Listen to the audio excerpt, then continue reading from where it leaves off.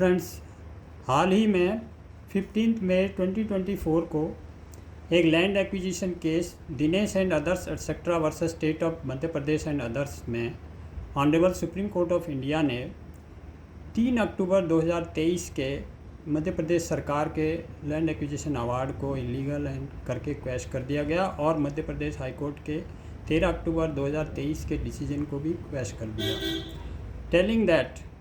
the final award had been issued during the pendency of the petitions would not save the acquisition proceedings because the hearing of the objections is a sacrosanct and mandatory act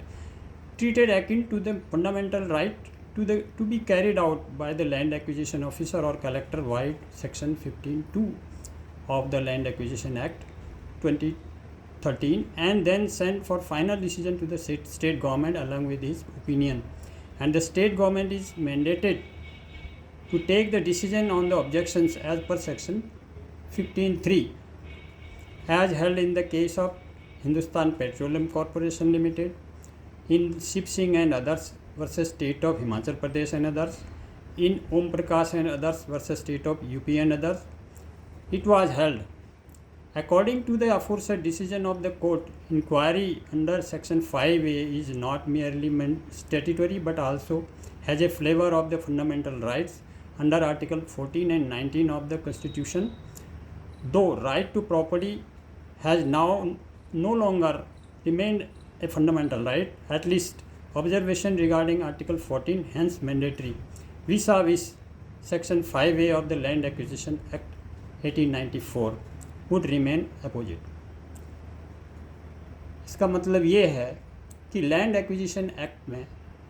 ये बोला गया है section 15(2) के तहत जो 2013 का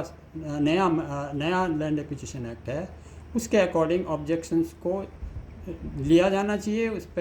पर बातचीत होनी चाहिए जो लैंड ओनर्स हैं उनके साथ, और नहीं की गई बातचीत और उनके ऑब्जेक्शंस को ट्रीट नहीं किया गया, रिड्रेस नहीं किया गया, और उसका उसके लिए जो उनके जो ऑब्जेक्शंस हैं उसके ऊपर अपनी ऑब्जर्वेशंस को भी स्टेट गवर्नमेंट को नहीं भेजा गया, इसलिए उसको क्वैश कर दिया गया. Hence it has gone in favour of the land owners. Thank you very much.